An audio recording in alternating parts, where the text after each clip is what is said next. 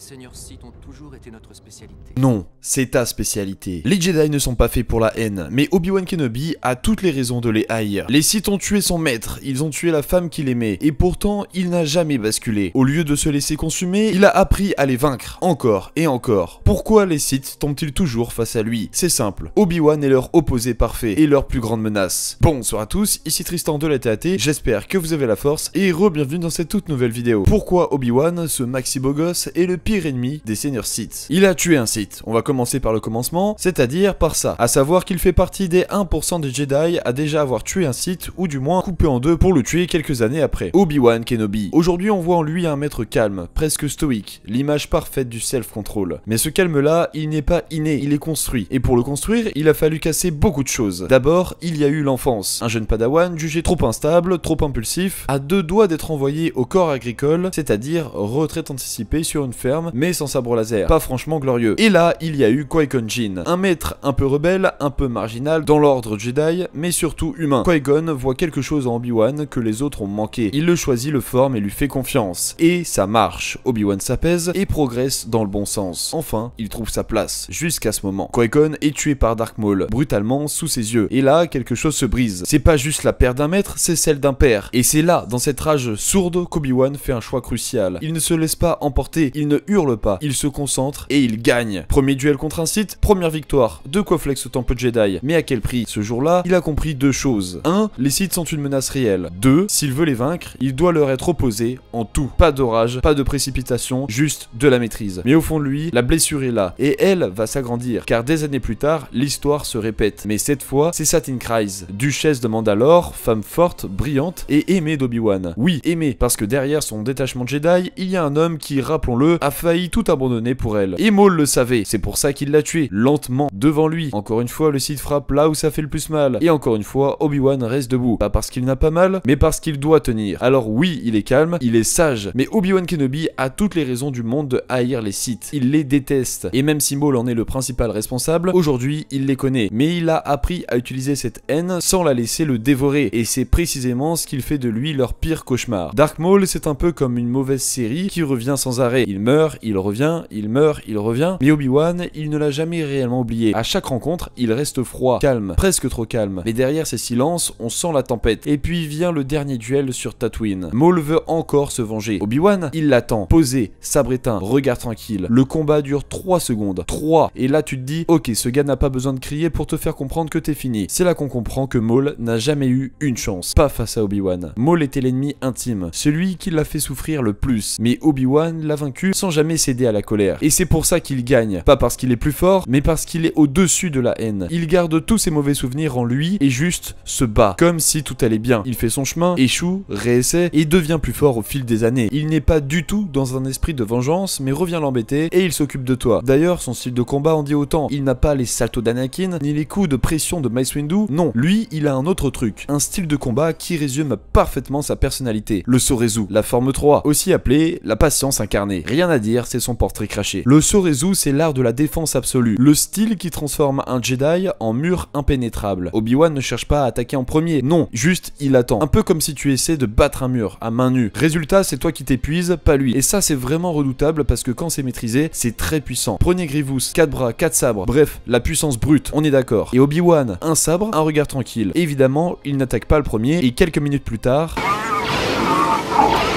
Et puis cette scène, nom de Zeus, cette fameuse entrée. Hello there, je suis Obi-Wan et vous ne le savez pas encore, mais vous êtes tous déjà morts. Bon, Grievous n'est pas un Sith, mais rappelons-le, il a été formé par l'un d'eux et pas par n'importe lequel. C'est un moment que j'attendais.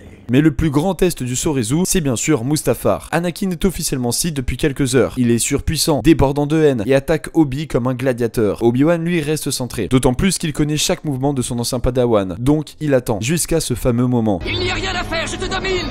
Ça vous voyez, ce n'est pas qu'une phrase de même. C'est le symbole de tout ce qui est Obi-Wan. Prévisible, stratège et toujours un coup d'avance. Il ne voulait pas le tuer, mais il n'avait pas le choix. Et même là dans sa victoire, il ne célèbre rien. Parce qu'Obi-Wan ne combat pas pour gagner. Il combat pour ne pas perdre. Et c'est là toute la nuance. Le Sorezu, c'est une philosophie. Et Obi-Wan en est le maître absolu. Et ça, c'est Windu qui le dit. Il y a un autre élément qu'on oublie trop souvent. Obi-Wan a de la bouteille. Et pas qu'un peu, c'est un vétéran. Il a combattu Maul plusieurs fois, en version Sith, en version cyborg, en version chef de guerre. Il a aussi confronté le comte Dooku. Bon, Dooku le bat souvent, certes, mais Obi-Wan Obi-Wan apprend à chaque combat, il s'adapte. Ce n'est pas le plus puissant, mais il a ce que beaucoup n'ont pas, l'expérience du terrain. C'est ça la fin du parcours. Pas une victoire par le sabre, mais par le choix. Obi-Wan a vaincu tous les Sith qui se sont dressés devant lui. Parfois physiquement, parfois moralement, mais jamais en cédant à leur jeu. Jamais en haïssant plus fort qu'eux. Et c'est là qu'il est imbattable, car le Jedi qui accepte sa douleur est bien plus fort que celui qui la fuit. Obi-Wan Kenobi est un véritable maître dans l'ombre, et pour les Sith, c'est l'équation impossible. Et si vous aussi vous voulez manier le sabre laser avec élégance sans forcément affronter les Sith, jetez un œil à notre boutique atatsabers.fr. Nos sabres laser sont clairement les plus qualitatifs du marché et on y tient. Vous pouvez les utiliser pour le combat comme pour le cosplay, c'est juste magnifique. Croyez-moi, Obi-Wan approuverait. Les amis, cette vidéo touche à sa fin et si vous êtes restés jusqu'au bout, mettez Obi-Wan anti-Sith certifié en commentaire. Merci encore pour votre soutien ces derniers temps. Notre communauté Star Wars s'agrandit de jour en jour et ça nous va droit au cœur. De mon côté, je vous dis à plus. C'était Tristan de la TAT. Prenez soin de vous et que la force soit avec vous.